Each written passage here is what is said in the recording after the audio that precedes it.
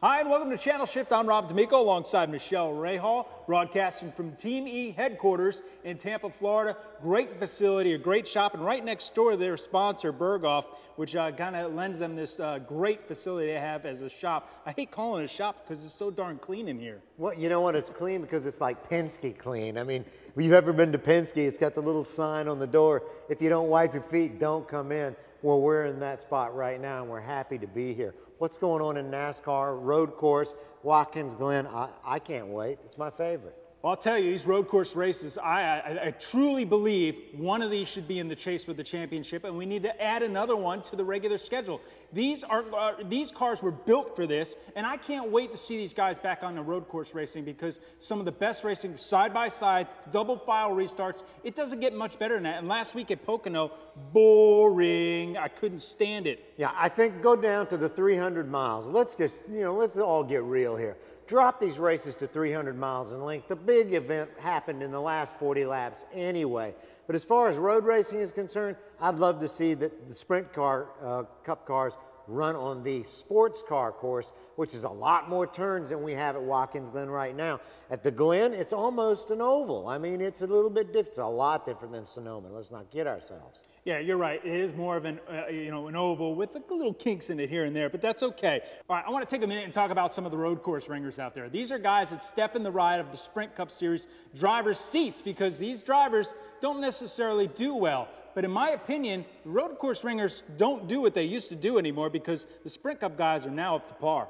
They're very much up to par, and what they're using them for now is to secure spots in the chase or in that top 35. That's now what they're doing. They're not going for wins. I mean, the road course ringers, these guys, they come in, they're not used to driving cars this heavy. When they come in, they know what they're doing, but so do the Cup guys. The Cup guys that are really good, they know what they're doing as well. It's all about the top 35. It's all about that top 35 and getting the points. You're right about that. All right, let's talk a little F1 right now because in F1 you have Felipe Massa who is injured. He's out of the ride, but $5 million a race goes to Michael Schumacher. Granted, 7-time champion, I get it. Man, that's a lot of money. It's a lot of money, but it's, I'll tell you what, I will eat the goatee off of your chin if Bernie Ecclestone isn't paying half of that salary, because guess what's happened? Everyone is paying attention to Formula One right now. They want to see what Michael Schumacher is going to do, and they're not letting him test. All of a sudden, he's going to have to show up at Valencia and perform. And I'll be stunned if he wins, but he might. I might grow this out a little bit more. All right, let's talk about Nelson Piquet. Here's a guy now, Sauber, BMW backing out. Talk about what's going on with this series because, or with this team, I should say. BMW backs out. It looks like his father may be part of that team. Is he trying to save his son a ride in Formula One? Well, absolutely he is. He owns a team as it is. It's a GP2 team, but it's not the greatest of teams. Is Nelson Piquet someone who's hands-on, who can really manage a team? Nelson Piquet Sr., I'm not sure if he is. The son is a great driver. He has got the ability.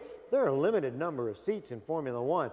Flavio Briatore pulled another one. He is not one of those people that's very reliable because he was not only the team manager for Renault, but he was also Nelson Piquet Jr.'s manager. So as Piquet Jr. put it, he was also my executioner. I love that statement, man. That's great stuff. All right, since we're in the Indy Lights shop here, let's talk a little IndyCar.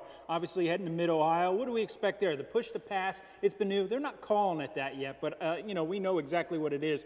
Is it enough? We've heard anywhere from 5 to 20 miles, horsepower extra. Is it enough for these guys to get where they need to go? I don't think it is. 5 to 10 is not enough. It would be a defensive thing, if anything. They're going to use them up as fast as they can, and at Mid-Ohio, it does require a great deal of skill. It's a challenging track, off-camber turns, elevation changes, all sorts of things that, this push to pass, or whatever they want to call it, is really not going to do as much as the aerodynamic changes that they've made to these cars. All right, for Michele Rahal, I'm Rob D'Amico. That's Race Talk. We'll see you next week right here.